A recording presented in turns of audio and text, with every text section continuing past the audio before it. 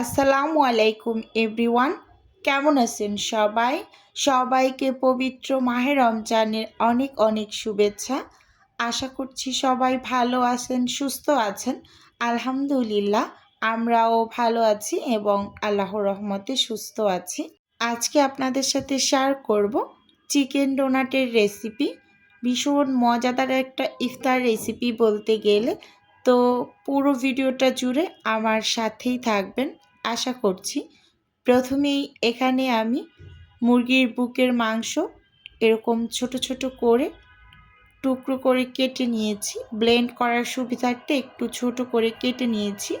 আর এখানে প্রায় 500 গ্রামের মতো মুরগির বুকের মাংস নিয়ে নিয়েছি। এবার এগুলোকে আমি একটু সাইডে রেখে এপাশে আমি পাউরুটি নিয়েছি এবং একটা বড় সাইজের সেদ্ধ আলু নিয়েছি। এখানে আমি 6 পিস পাউরুটি নিয়েছি। ছোট সাইজের দেখে 6 পিস ব্যবহার করেছি। যদি বড় হতো তাহলে কিন্তু 4 পিস ব্যবহার করতাম। আর এখন এগুলোকে আমি ব্লেন্ড করে নেব। তো প্রথমে পাউরুটিগুলোকে একটু ব্লেন্ড করে নিচ্ছি। তো এরকম হাত দিয়ে ছোট ছোট করে টুকরো করে নিয়েছি। এবার এগুলোকে কিন্তু আমি একটু ব্লেন্ডারে ঘুরিয়ে নেব। এই যে দেখুন, একেবারে খুব সুন্দরভাবে এগুলো এই যে গুঁড়ো করে নিয়েছি, দেখতেই পাচ্ছেন। এখন কিন্তু এগুলো সাদা ব্রেড গাম হয়ে গিয়েছে বলতে গেলে, এরকম আর কি। তো এই পর্যায়ে আমি সেদ্ধ করে রাখা আলুটা দিয়ে দিলাম। আর এখানে আমি যেই মাংসগুলো ছোট ছোট করে কেটে নিয়েছিলাম, তো সবগুলোই দিয়ে দিলাম একসাথে। একটু সময় নিয়ে আস্তে দিলে ব্লেন্ড করে নেব। বারবার মানে ইচ্ছে করছিল না যে ব্লেন্ড করি, সেজন্য একসাথেই সব মাংসগুলো নিয়ে তারপর মশলাপাতি দিয়ে ব্লেন্ড করে নেব।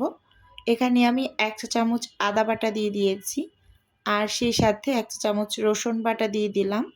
যেহেতু মাংসর পরিমাণ একটু বেশি, এজন্য 1 চা চামচ করে দিয়েছি। আপনারা যদি মাংসটা একটু কম করে নেন তাহলে হাফ চা চামচ ব্যবহার করবেন। এখানে আমি স্বাদ মতো লবণ দিয়ে দিলাম এবং সেই সাথে এখানে আমি অ্যাড করছি সয়া সস 2 টেবিল চামচ।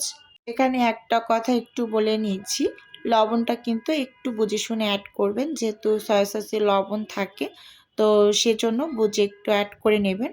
তো এখানে আমি লাল মরিচের গুঁড়ো দিয়ে দিলাম 1 চা চামচ এবং সেই সাথে এখানে আমি কালো গোলমরিচের গুঁড়োটা দিয়ে দিচ্ছি হাফ চা চামচের মতো। আপনাদের হাতের কাছে যদি সাদা গোলমরিচের গুঁড়াটা থাকে আপনারা সাদাটা ব্যবহার করবেন, মানে যার হাতের কাছে যেটা থাকবে বলতে গেলে এরকম আর কি। এখানে আমি সব কিছু ব্যালেন্স করার জন্য 1 চা চামচ দিয়ে দিলাম চিনি এবং সেই সাথে এখানে কর্নফ্লাওয়ার অ্যাড করে দিচ্ছি। উঁচু উঁচু করে আমি এখানে 1.5 টেবিল চামচের মতো হবে, আন্দাজ করে বলছি, কর্নফ্লাওয়ার দিয়ে দিলাম। আর 2টা দিয়ে দিচ্ছি এখানে কাঁচামরিচ কুচি। আর 1 টেবিল চামচ দিয়ে দিলাম এখানে টমেটো কেচাপ। তো টমেটো কেচাপটাও ব্যবহার করার ট্রাই করবেন, টেস্ট খুবই ভালো আসে, এরকম আর কি। তো সবশেষে এখানে আমি তেল দিয়ে দিচ্ছি 1/3 কাপ। যেহেতু মুরগির বেস্ট পিসে মানে ফ্যাট থাকে না, তো তেলটা কিন্তু ব্যবহার করতে হবে। তো এবার সব কিছু একসাথে কিন্তু একটু আস্তে ধীরে ব্লেন্ড করে নেব। এই যে দেখুন, আমি কিন্তু অনেকটা সময় নিয়ে ব্লেন্ড করেছি, যেহেতু সব কিছু একসাথে করে নিয়েছি, তো একটু সময় লেগেছে। বারবার মানে ব্লেন্ডার অন করেছি, অফ করেছি, এভাবে করে একটু সময় নিয়ে তারপর কিন্তু ধীরে সুস্থে এই যে সব কিছুকে সুন্দরভাবে আমি ব্লেন্ড করে এবার এই যে 1/3 কাপের কাপটা মেপে মেপে আমি সব মানে গুলো ডো রেডি করে নিচ্ছি প্রথম পর্যায়ে। এই যে দেখতেই পাচ্ছেন, এরকম করে প্রথমে সবগুলোকে আমি করে তারপর 2 হাতে তেল মেখে এগুলোকে ডোনাটের শেপ দিয়ে নিচ্ছি। আপনারা যদি চান কোনো কাটার দিয়েও কিন্তু মাঝখানটা একটু মানে ফুটো করে নিতে পারেন। আমি হাত দিয়েই করে নিচ্ছি, যেহেতু একটু ব্যস্ত আর এগুলো আমার অর্ডারের জন্য রেডি করছি, এরকম আর কি।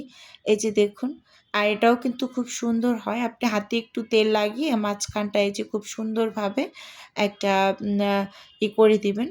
তো এই যে এখানে কিন্তু একটা ডোনাটের শেপ আমি দিয়ে নিয়েছি। এবার এটাকে আমি সাইডে রেখে এভাবে করে আমি আরও একটা তৈরি করে নেব, আপনাদের দেখিয়ে দিচ্ছি। তারপর অফিস কিনে সবগুলোকে আমি করে নিয়েছি। তো ভিডিওর এই পর্যায়ে ছোট্ট করে নিজের বিজনেসের একটু প্রচার করছি। আপনারা তো অনেকেই জানেন যে আমার ছোট্ট একটা ফ্রোজেন আইটেমের বিজনেস আছে। যদি কেউ কোনো টাইপের ফ্রোজেন খাবার অর্ডার করতে চান, তাহলে স্ক্রিনে দেওয়া হোয়াটসঅ্যাপ নাম্বারে নক দিলেই কিন্তু আমি A to Z বলে দেব। আর যদি কেউ অর্ডারটি সরাসরি কনফার্ম করতে চান, তাহলে হোয়াটসঅ্যাপ নাম্বারে সরাসরি কল করে অর্ডারটি কনফার্ম করতে পারেন। এখন তো রমজান মাস, বিভিন্ন ধরনের নাস্তা পানির আমাদের প্রয়োজন হয়, চাইলে কিন্তু অর্ডার করতে পারেন।